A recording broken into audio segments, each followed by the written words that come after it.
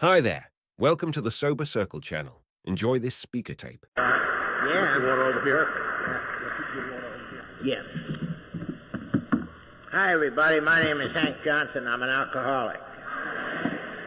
And before I forget, I want to thank John and Kathy and all the committee for asking Linda and me to come and share here this weekend. It really is a privilege to come and share anywhere, but what a setting this is. You know, it's a terrific place. And so I used to drink. I better throw that in right now. We might think I'm some kind of an imposter or something. I actually drank quite a bit. And what I did, I went into a bar when I was 18 years old. You're supposed to be 21. And went into a bar in Los Angeles, and I ordered a drink. I got all dressed up in a suit of clothes and a tie and everything, and going to make my adult statement, you know. And I walked in that bar, and I ordered a highball. I don't know what it was, but probably bourbon and Coke or something. Yeah. And the guy served me, and he didn't ask me how old I was. And immediately I became a man. That's what I wanted to be, a man, and a man can buy a drink in a bar, over the bar, without being asked, and I've arrived, you know. And I felt comfortable in that place.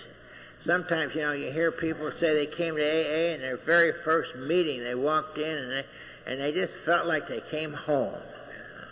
Not me, but I sure felt at home in that bar, I'll tell you that. I knew I belonged there.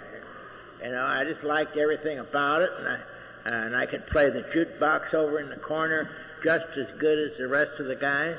In fact, I thought my selection of songs were a little better than most. And I could sit at the bar and look myself in the mirror and get better looking after each drink. And I just went back every opportunity I had. From then on, I drank. And on a regular basis, and I drank for 30 years. And Linda stole my line, but I'll say it again anyhow. You know, I was under the influence of alcohol for 30 years.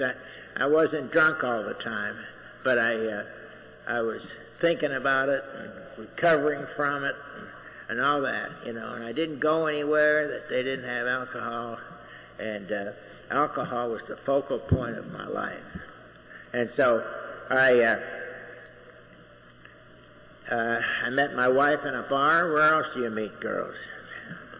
And we got married and moved out in a little tract house out in West Covina, California. It's a little bit east of Los Angeles. And we bought this place, nothing down, of course. Yeah.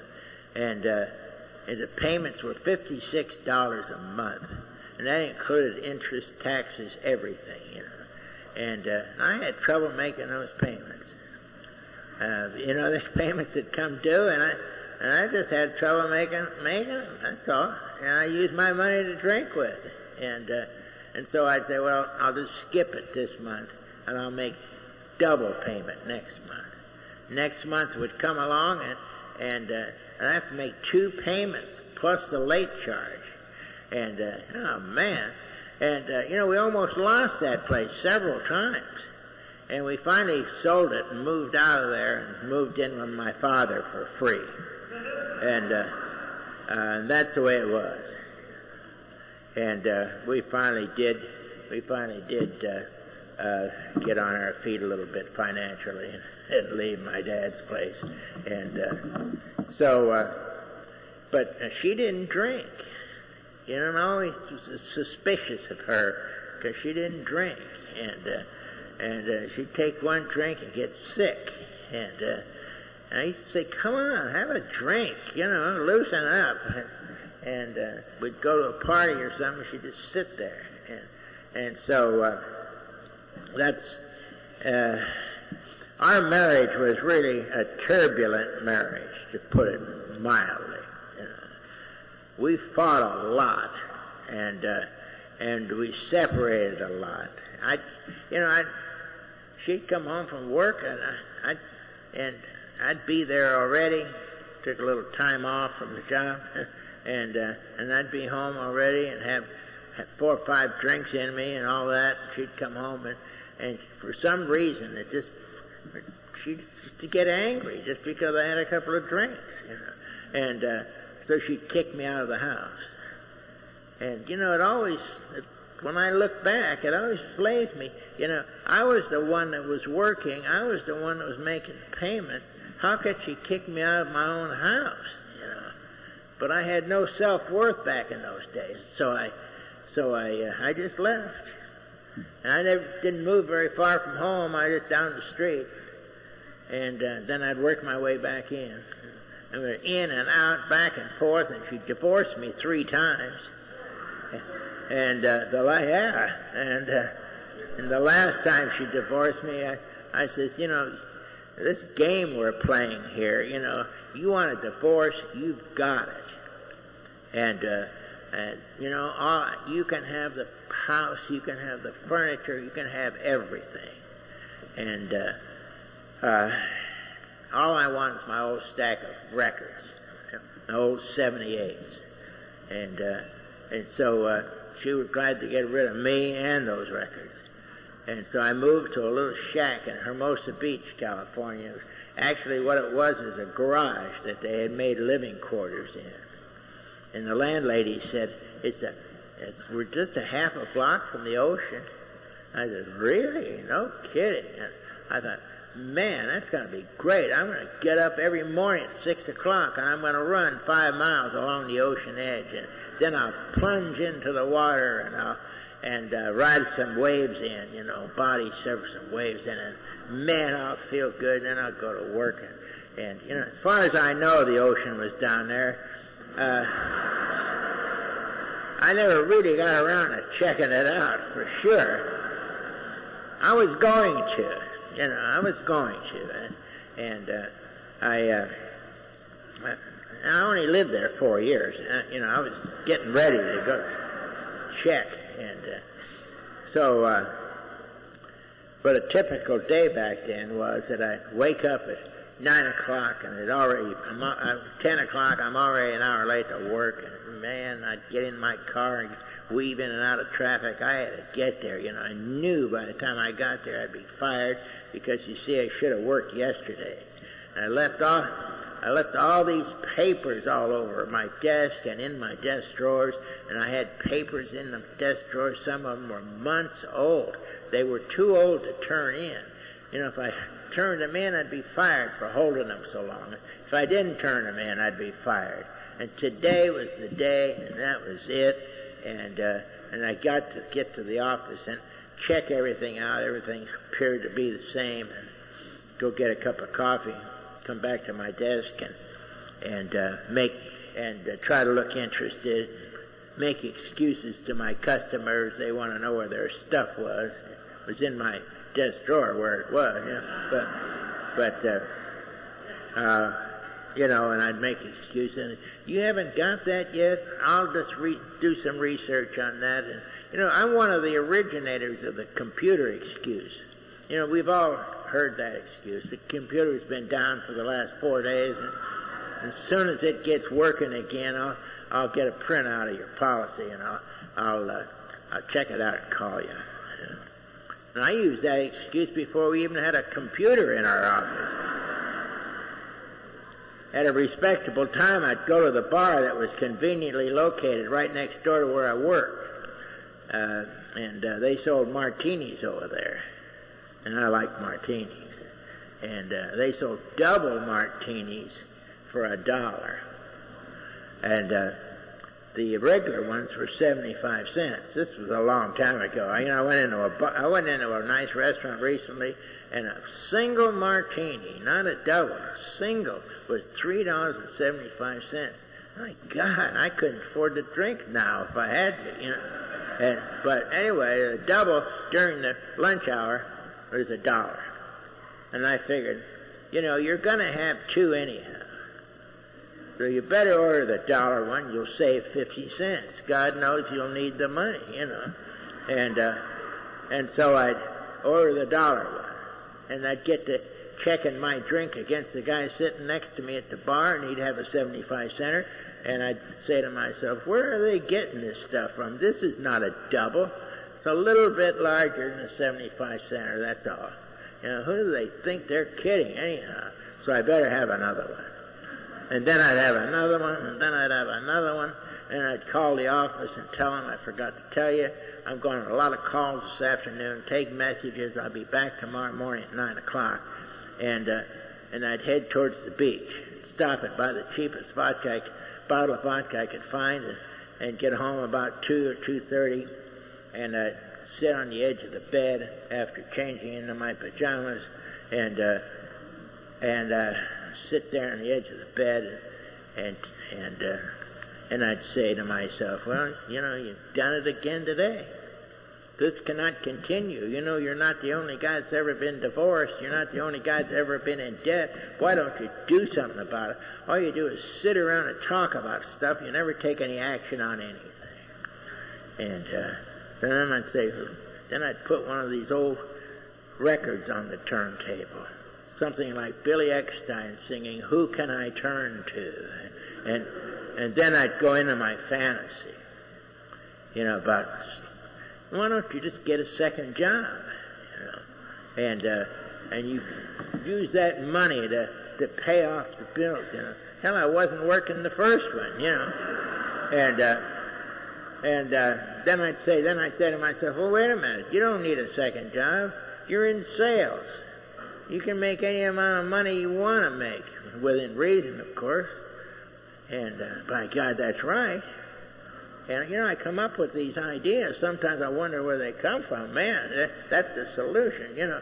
And to work every waking moment that I'm starting tomorrow, every waking moment I'm going to be doing business. And starting tomorrow, I'm going to put a big red X on the calendar, and starting tomorrow, I'm going to work 365 days in a row. And I can do that. People take jobs in Saudi Arabia, and they work for 2 years. Hardly ever get a day off, you know. And I don't have to leave town. I can do it right here. God, what an idea. That's it, you know. And by now I'm playing some upbeat music because I've got the solution.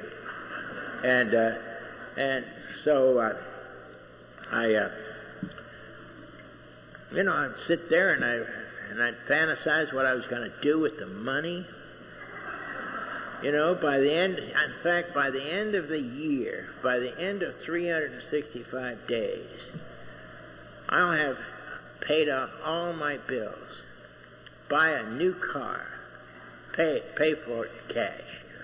I'll even buy her a car, and I'll buy her a white Lincoln Continental. And I'll drive it up to that house where she still lives. And I'll stop and get a call at the Hallmark card shop, and I'll buy one of these real sentimental cards. And you know, that sticky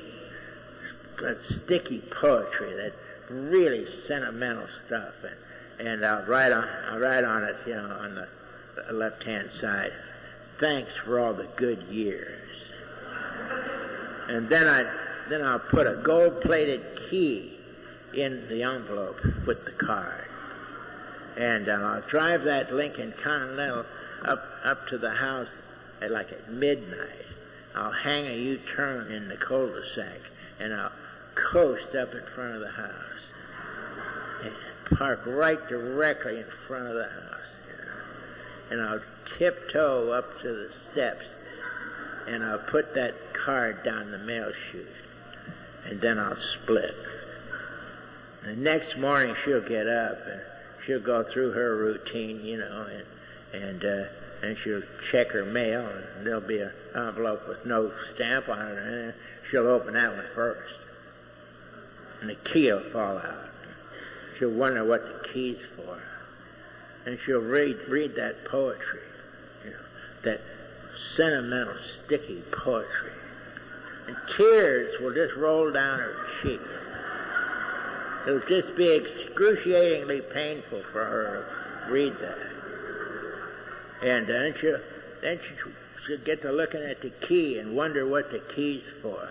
And somehow she'll look out in front of the house, and there'll be that white Lincoln Continental out there. And she'll realize that that's her automobile. Then she'll be sorry, by God.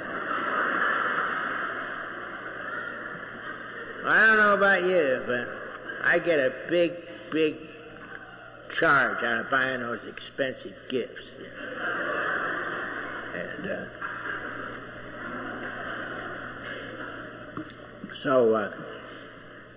And and I'd look up at the clock, and it'd be 11:15. It can't be 11:15. I just sat down there on the edge of this bed. Can't be that late. It's impossible. I'd call the operator and check the time. 11:15. Gee, where is this day gone? I can't believe it. And then I'd realize that the liquor store closed at 11.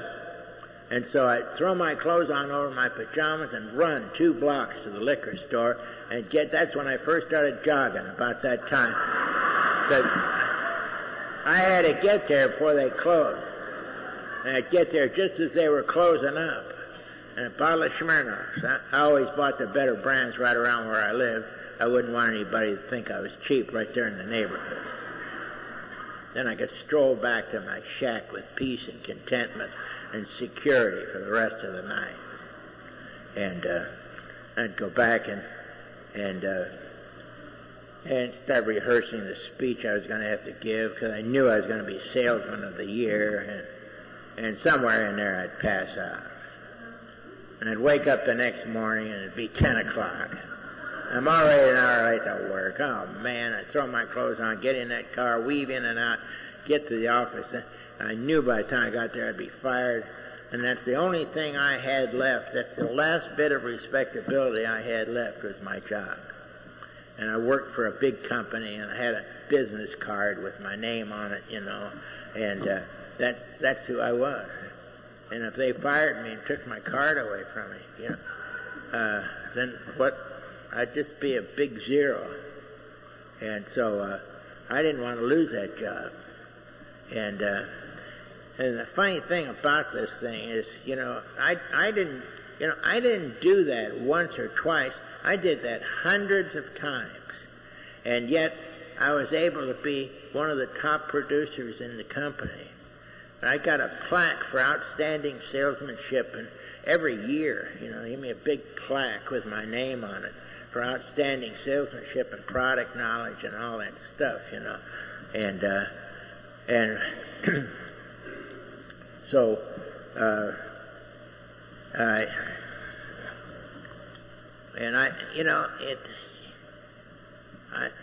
really did used to work around the clock towards the end of the month, and so I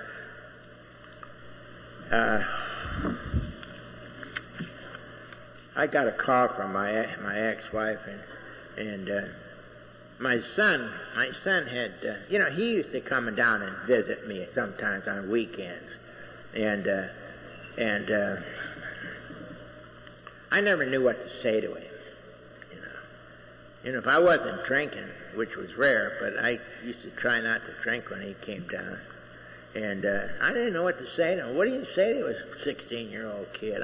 I couldn't think of anything. And we'd just sit there and stare at each other and look at the TV a little bit.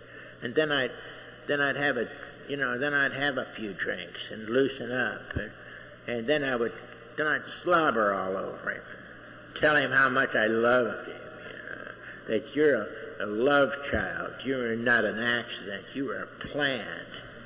And he would just look at me, and I'd try to hug him and give him a kiss and everything. And he'd just look at me. I still can't forget that look he used to give me. And the next morning, I'd wake up and I would take him home, drop him off, and not say a word to him. I'm just ashamed of myself. Not that I had been drunk the night before, ashamed that I told my son I loved him.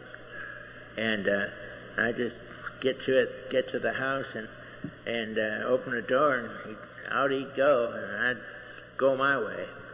But I got a call from my wife, and she said, "Come and get your drunken son. He's just like you are."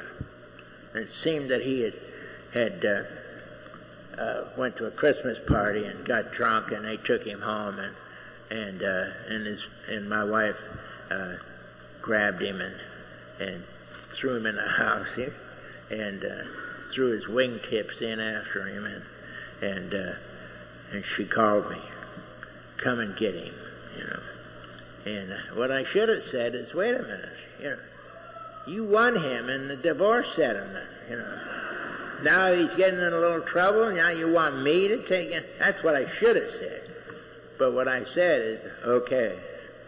And I went and got him and brought him back to this little place I lived in. And that was the start of a beautiful relationship that we've still got going to this day. And I got on him, and we did homework and all kinds of stuff, and his grades started getting a little better, and he was feeling pretty good about himself. And his mother came down to visit one day and on a Sunday, and she thought we were doing good. And so we got to talking. And one thing led to another. It was, "Why don't we sell that house up there and pay off all our bills? You can move in here, and we'll start a family again."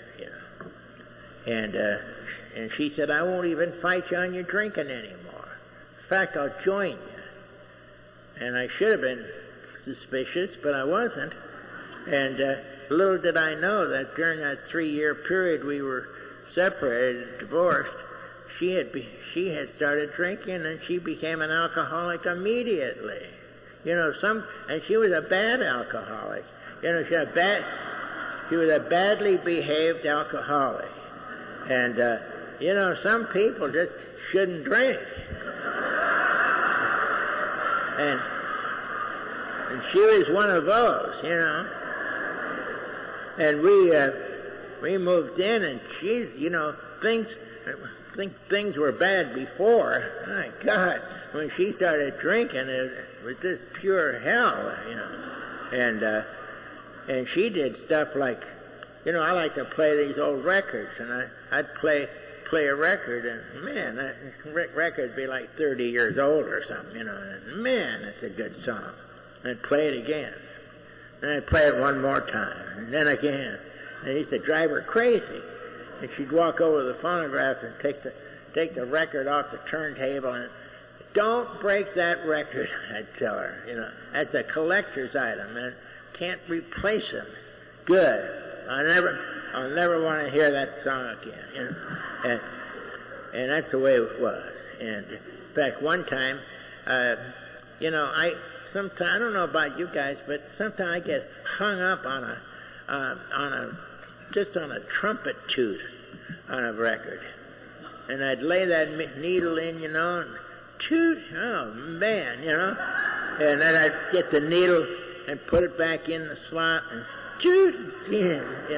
And I'd do that 4 or 5 times, and she went over the phonograph one night and just took the arm of the phonograph and just bent it up. I couldn't play any more records that night, I'll tell you.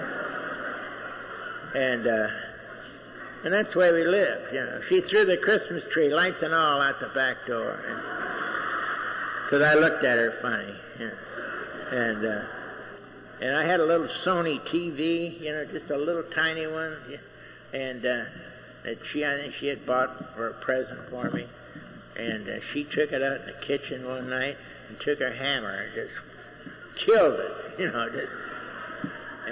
and that's the kind of stuff that was going on, only worse, really. And so we went back to therapy again, We'd been going to therapy off and on for about 15 years, and we went back, and she used to tell all those people there must have been 6 people, in therapy, and tell them how much I drank and everything.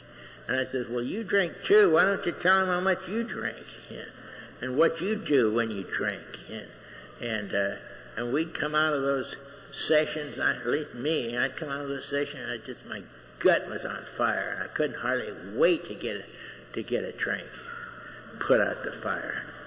And this therapist says, "You really drink as much as she says?" And I says, "Yeah, sure I do. I drink a lot. Who wouldn't, you know?" And said, "Well, have you ever thought of going to AA? And you ever thought of quitting?" And I says, "Well, as a matter of fact, I have thought about it, and starting tomorrow, I am going to quit." And he says, "Well, AA, you know." And I says, "I don't want to go to AA." I said, "I've already been to AA." And I had been to a meeting about 2 years prior to that. It was one of these meetings where in California, that meeting, they give chips, only they give them at the beginning of the meeting. And then they asked, "Is there anyone here that just finished their first 30 days of sobriety? If so, come up and get a chip and tell us how you did it." And so here comes this guy up and gets his chip. "My name's Joe Blow. I'm an alcoholic, and I'm really proud to get this chip. And I know this is a spiritual program that I found God when I walked through the doors of AA. And it's the lights in the eyes of the people that just turn me on and keep me coming back to these meetings. And I just love everybody. You know. And just before I came to the meeting tonight, I got a call from my employer, and he's made me general manager down at the plant. And I just can't begin to tell you how wonderful it is. You know. And for all you newcomers, keep coming back. We love you." You know, anyone else just finished their first 30 days? And here comes this little lady running up, all excited. You know, she gets her chip. You know, "My name's Mary Smith, and I'm an alcoholic, and I'm really proud to get this chip. And I know this is a spiritual program that I found God when I walked through the doors of AA. It's the lights in the eyes of the people that just turn me on, keep me coming back to these meetings. And I just love everybody, you know. In fact, I love everybody in the whole world, not just alcoholics, everybody I love, you know. And it just made such a dramatic change in my life. I just can't begin to tell you all. My children used to look my way. They had a look of fear in their eyes. Now when our eyes meet, there's a look of respect. And I've noticed lately that my husband is looking at me with renewed interest. And it's just a wonderful, glorious way of life. And my kids were failing in school. And now we're getting letters from all the major universities throughout the United States offering free scholarships. And you know, when I wake up in the morning, I reach over and grab the hand of God, and we walk through the day hand in hand. And for all you newcomers, keep coming back. We love you. And I thought, my God, I don't know, I just can't stand this, you know, and what have I got myself into here, you know? And I wasn't able to attend the whole meeting that night. I needed a drink. And I went and got 1 or 20, I don't know, you know. And so I told his therapist, you know, that I been to AA. It's just some kind of a religious cult of some kind, and it's okay by me if they want to go to it. Just nothing I'd be interested in. And so he put me in touch with a doctor. I was going to get antabuse, and you know, if you drink on top of antabuse, you get sick and all that. And so I called the doctor's office, and they told me, don't drink. The receptionist told me, don't drink for at least 48 hours prior to coming to the appointment. And I didn't, strange as it may seem. And I got to my appointment, and the doctor said, "Is it true you haven't had a drink for at least 48 hours prior to coming here?" And I said, "That's right." He says, "You don't need antabuse." He says, "You're over the hump. If you can go 2 full days without a drink, you need never take another drink as long as you live." And that's right. scared the hell out of me. I planned on quitting, but wasn't quite prepared to quit that long. And he went on and on and on about the disease of alcoholism. People that have the disease of alcoholism have character defects. They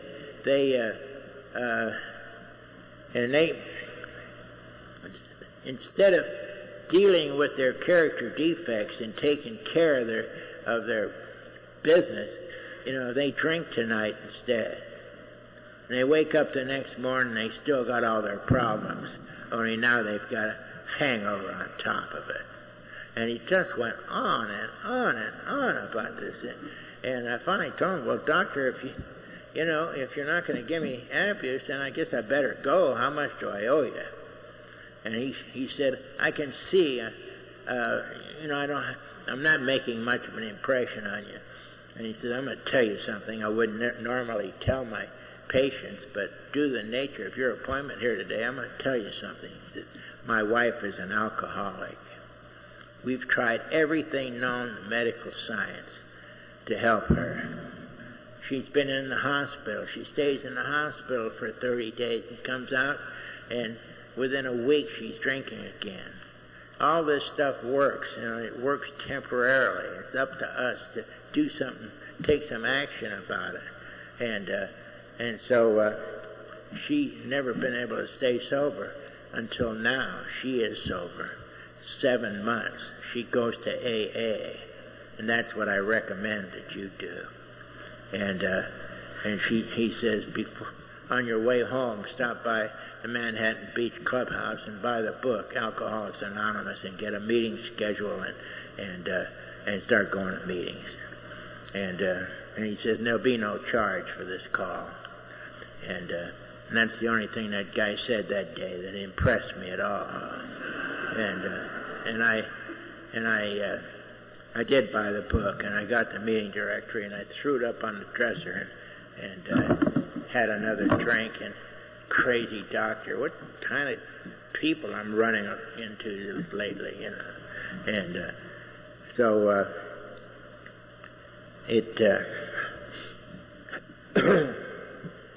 my wife and I had a big fight, worse than usual, and I went to my brother's house, and our son went somewhere, I don't know where he was, and while I was gone, in a blackout, she decided to commit suicide, and while I was, and she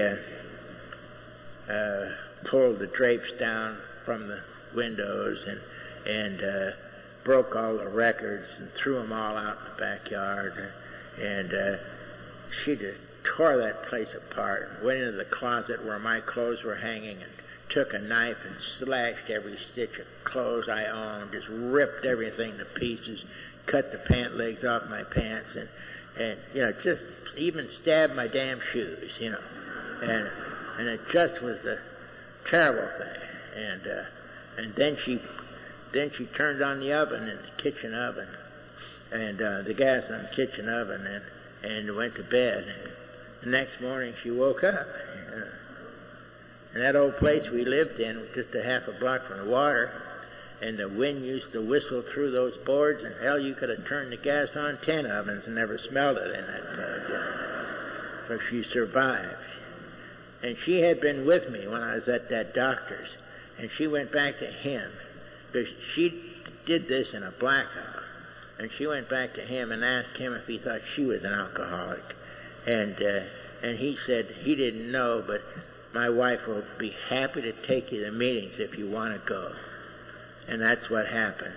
And that's the reason I'm standing up here tonight, is that my wife went to AA with the doctor's wife. And every once in a while, be a good guy, I'd go to a meeting with her. And I went to meetings off and on with her for almost a year.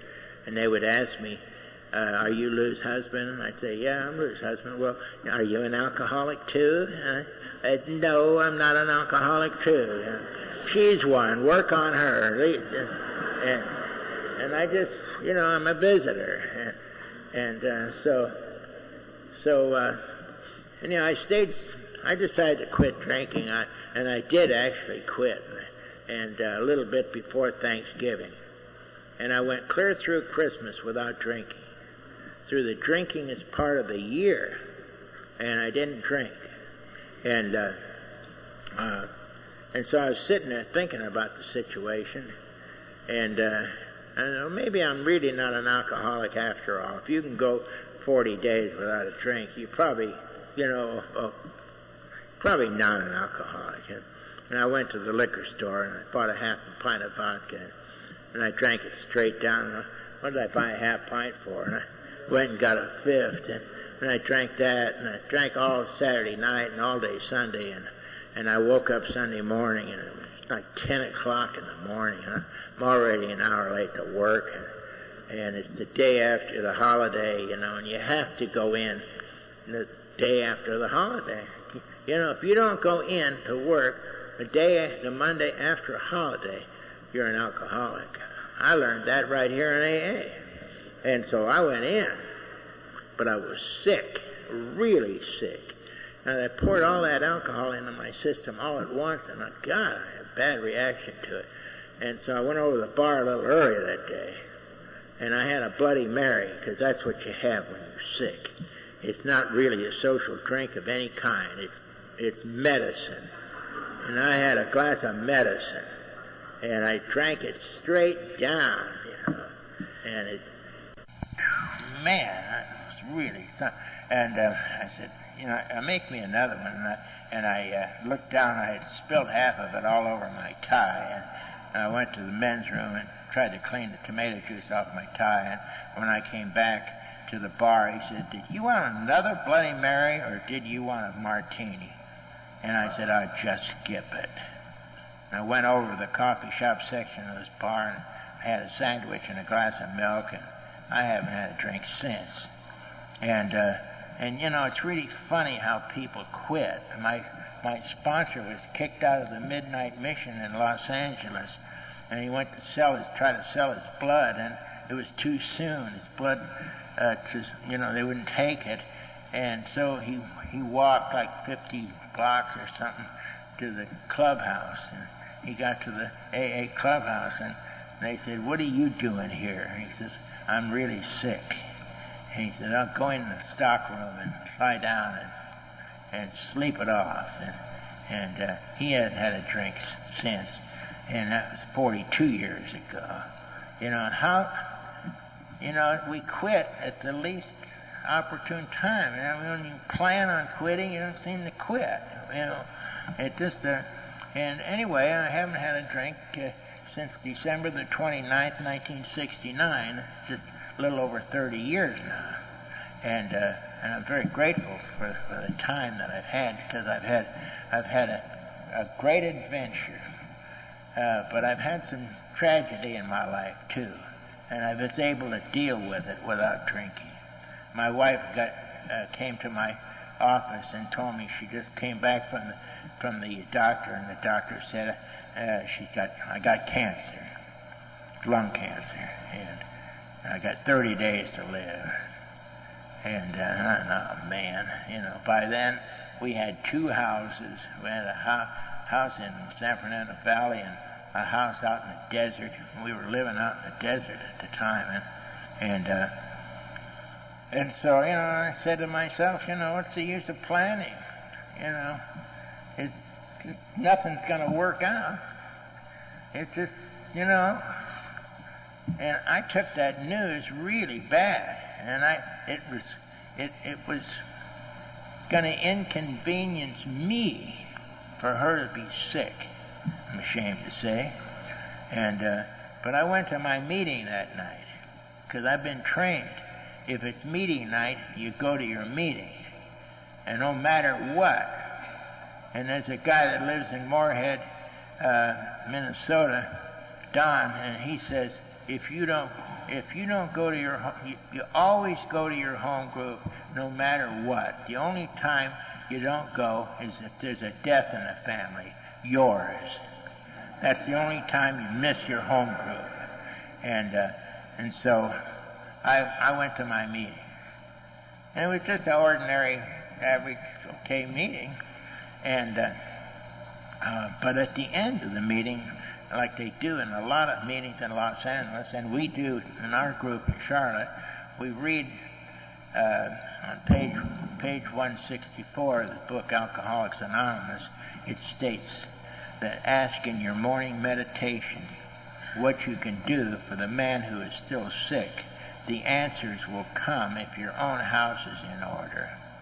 Obviously, you can't transmit something you haven't got, and on and on. And that's it. Our house is in order. You know, I had long since paid off all those bills, and things were good. And my wife and I were current in all our affairs. Everything that needed to be said had long been said between her and me. And so I was able to, I knew when I drove home at night that I was going to be some help to her, and I was. And she lasted 5 years, not 30 days. And she died on her a few days after her 16th AA birthday. And it was a damn shame she had to die. And, you know, she was too young to die. And if anything, I should have been the one that got cancer. I smoked a lot longer than she did, and all that, you know. And I had those feelings, but I didn't have any guilty feelings, because, you know, you hear people, they lose one of their loved ones, and then they wish, I wish I would have said this. If only I would have done that. You know, could have. Yeah.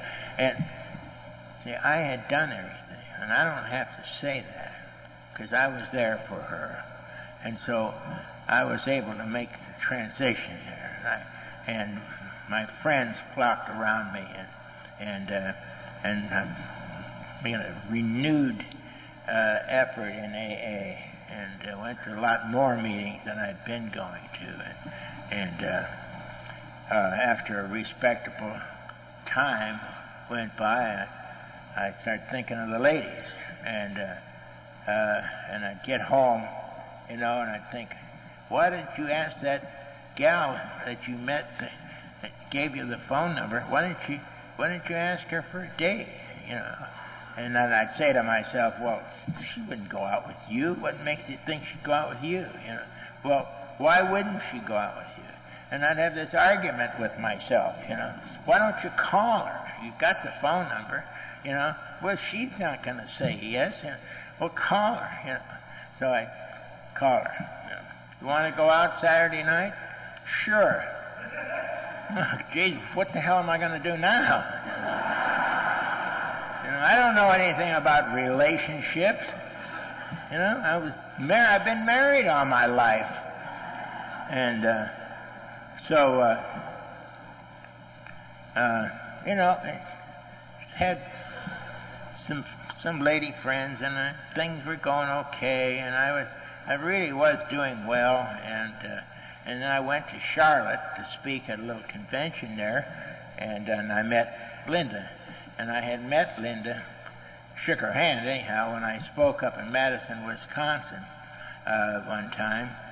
And she belonged to a group up there, a guy that got sober at the same time as me in Los Angeles. He went back home to Waukesha, Wisconsin, and started a group there. And Linda ended up in that group. And so we knew a lot of people in common. You know, a lot of people from the Pacific Group in Los Angeles used to drop by there, and we so we hit it off, and I told her, I says, you know, if I'm ever back anywhere near here, I'll call you and maybe we can have dinner together. And she said, that'll be fine.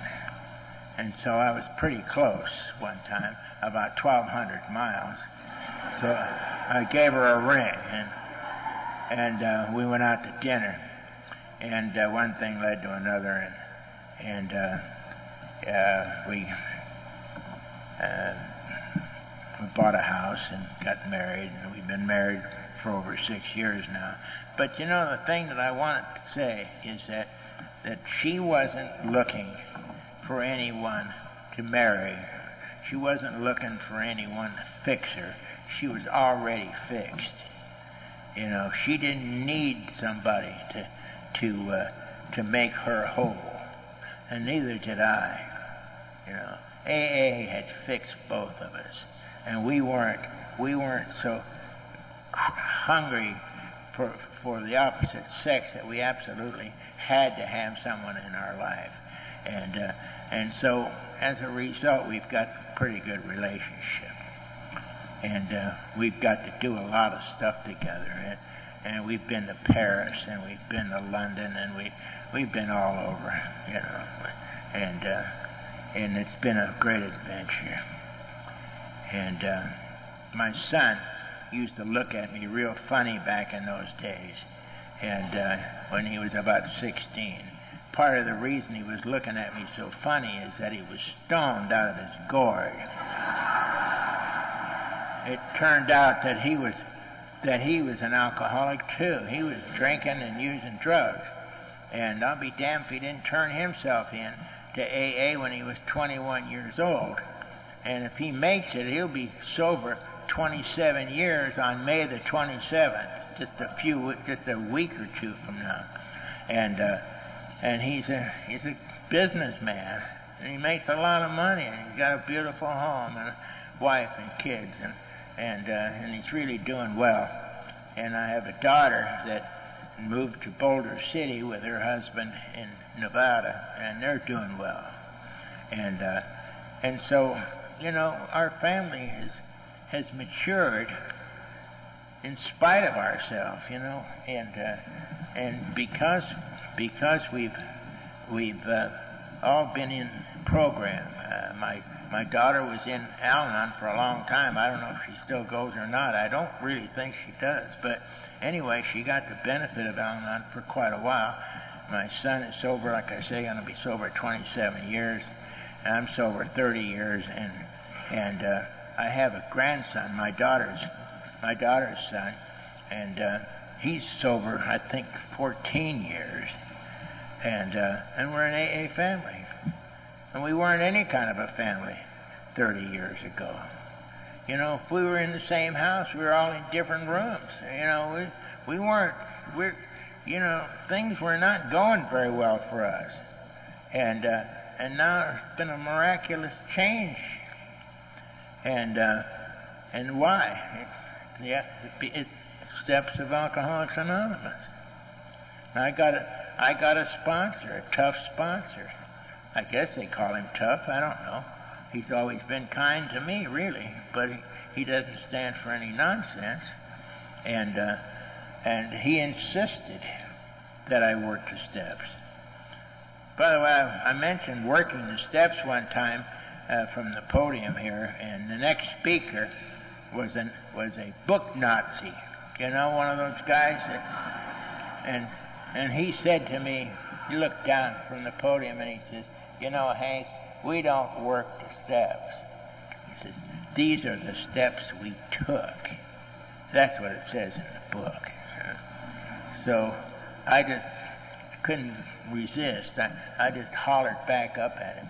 It seemed like work to me at the time. So I'm very grateful to be here tonight, and John and his wife Kathy have taken real good care of us, and he's going to drive us back to Orlando tomorrow, and I'm not going to be able to hear Joe, and I'd really love to hear him, but they're going to send me a tape, and so I'll look forward to getting that in the mail. And about all I can say about AA really is it turns out that this is a spiritual program. And I know I found God when I walked through the doors of AA. And it's the lights in the eyes of the people that just turn me on and keep me coming back. Thank you very much.